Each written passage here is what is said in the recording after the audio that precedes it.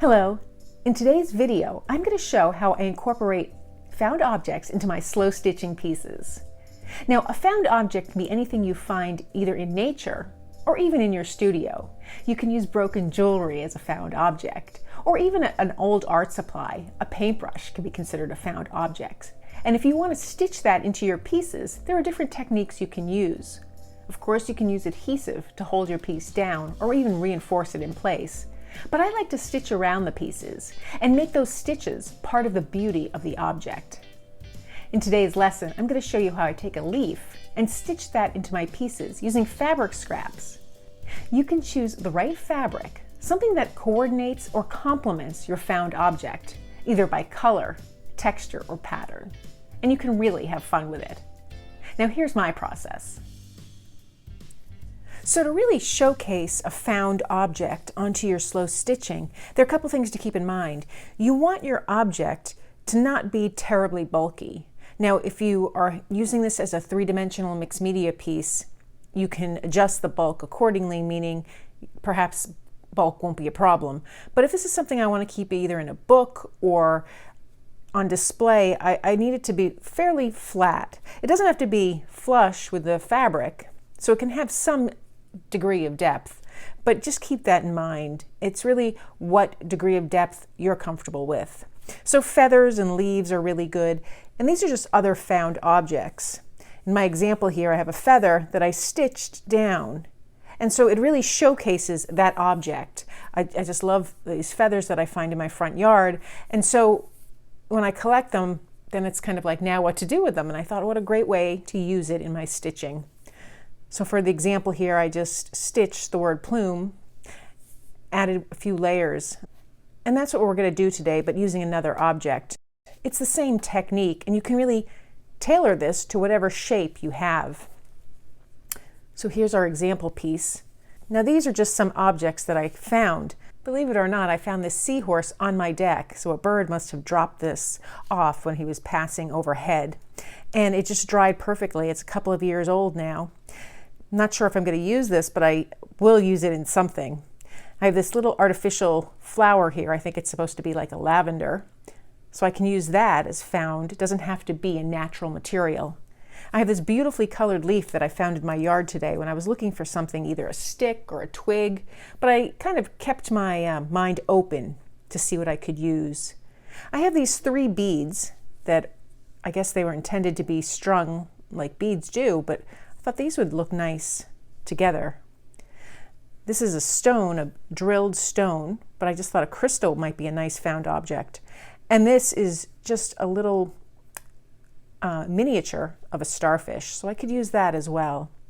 I'm going to design with this leaf today. I just love that color and I want to capture it in my stitching. It's still fresh, so it is still a little pliable. Now to really showcase the leaf, there's a couple things I like to do. I choose my fabric, and that's really fun. I go through my stash and I just use what I have. I always start with my base layer, which I don't need to be something substantial.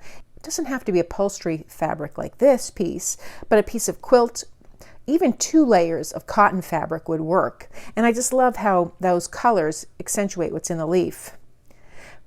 On top of that, to frame it and to really ground my work, I look for a solid neutral. This happens to be a color very similar to the leaf, so this will work well. And then to showcase the leaf, I want something with contrast that doesn't take away from the leaf itself. It doesn't distract or compete. So this little piece of muslin is perfect for that.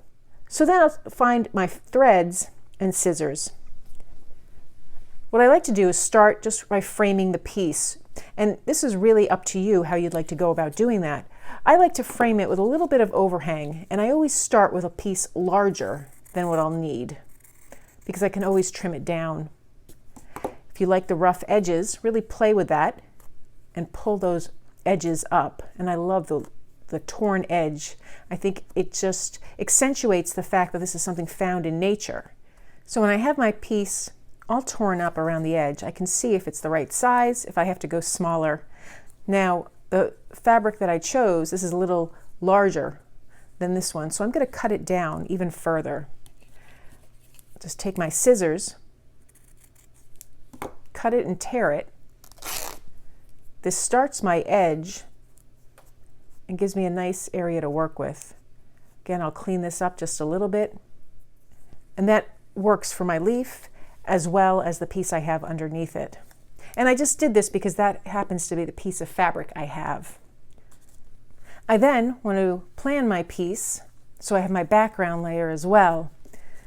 I'll start by taking this off green layer and cutting it down to size. And again, I always err on the side of a little larger than I intend to use it. It might work out that size or not, but then I have a little leniency. Again, I'll just pull some strings from the edges just to get a little texture there. And now I want to set it on its base. And depending on how much of the base I want to show through, I can have a much bigger piece or a smaller piece. I'm going to go with a bigger piece because I can always trim that down depending on how I want to use that ultimately in my work.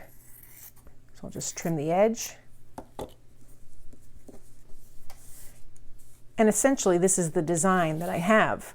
And I could tilt the leaf, I can use the back of the leaf. It's really however I want to do it. The first thing I want to do is attach my leaf to my pieces. And what I'm going to do is attach the leaf to these top two pieces. So I'll set aside my base layer because I don't need it just yet. So now I have to decide how I want to put my leaf onto this layer. And I think I want to keep it right here at an angle, just like this. Because it's a leaf, I can sew through it to attach it. I can put a little dab of glue to adhere it if I don't want to pierce it with sewing. Or if I want to sew it but not pierce the leaf, I can do a couching stitch over the entire piece. And I think that's what I'm going to do. I'll start by taking my pin and pinning my two pieces of fabric together. And that just holds it securely in place. And then I have my leaf. And I can decide what color thread I want to hold my leaf into place. I'm going to use some of this neutral color here, just of the backing. And because I don't want to pierce the leaf, I'm going to hold it in place with my thumb and come up just on the side of it. And I find this to be a very useful stitch. I'll bring the thread up, not going through the leaf, but just beside it. And then I'm just going to go across my leaf and come down just beside it.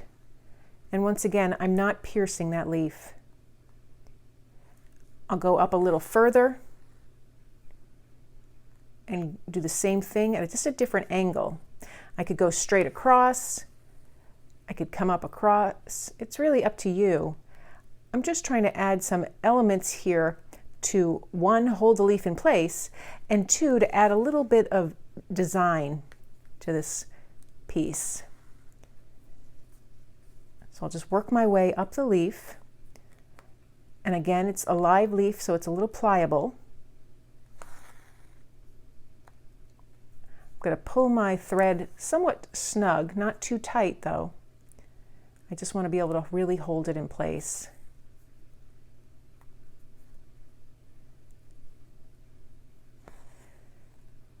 And I can decide if I want to go back down.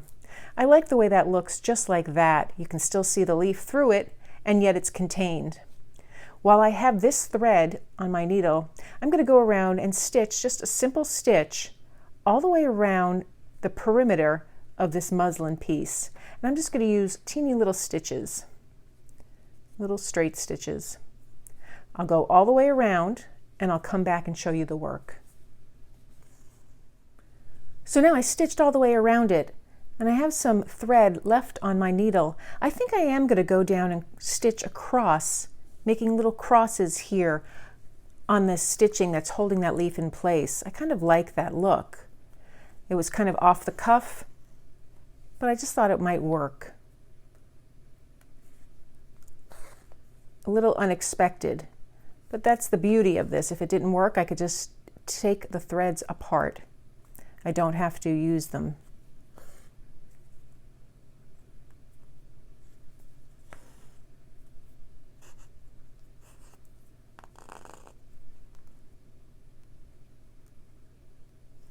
And again, I don't want to go through that leaf, just around it to hold it in place. So I like the way that looks. It looks very organic and hand stitched. I'll knot this, and then I'll take some of this green thread that matches somewhat this green layer, and I'll stitch all the way around that, and I'll show you the result. So there's the completed found object stitched onto a couple of pieces of fabric for the backing. It kind of is an interesting effect that really makes that found object the main focus.